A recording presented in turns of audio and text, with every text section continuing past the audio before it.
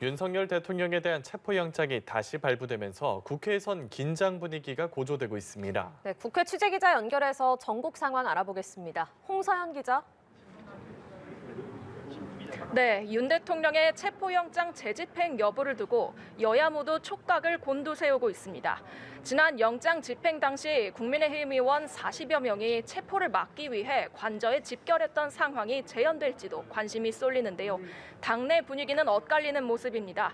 국민의힘 조직부총장을 맡고 있는 김재섭 의원은 오늘 라디오 인터뷰에서 공수처의 영장 집행 과정은 부적절하지만 자칫 윤 대통령 개인을 수호하는 것처럼 보일까 우려스럽다며 윤 대통령이 자진 출두해 직접 조사를 받아야 한다고 말했습니다.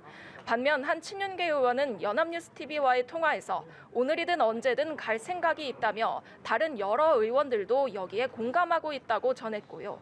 김기현 의원도 국회에서 기자들과 만나 불법 체포영장 집행을 막을 거라고 강조했습니다. 다만 당 지도부는 소속 의원들의 관저 집결 문제에 대해 당의 공식 입장과 무관한 개별 행동이라고 선을 긋고 있습니다. 이런 가운데 권성동 원내대표는 경찰을 향해 불법 폭력 행위에 대해 무관용 원칙에 따라 엄정 대처해달라고 촉구했는데요. 경찰관 폭행과 차로 점거 등 불법 시위가 빈번해지는데도 경찰의 소극적 대응 때문에 불편과 우려가 커지고 있다고 지적했습니다.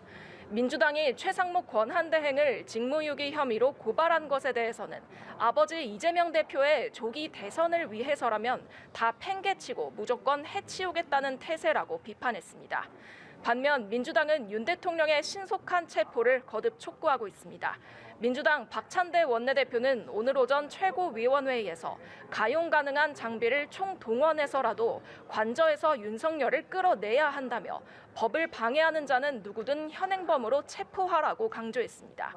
이어 경호처를 향해선 법 집행을 방해하는 모든 행위는 불법이므로 반드시 처벌받는다며 영장 집행에 협조해야 한다고 목소리를 높였습니다. 이재명 대표는 윤 대통령 체포 문제를 직접 언급하진 않았는데요.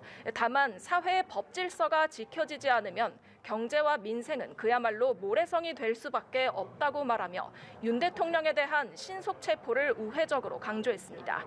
민주당 등 야당은 여당이 불참한 가운데 계엄 사태 관련 현안 질의를 위한 운영위 전체 회의도 열었는데요.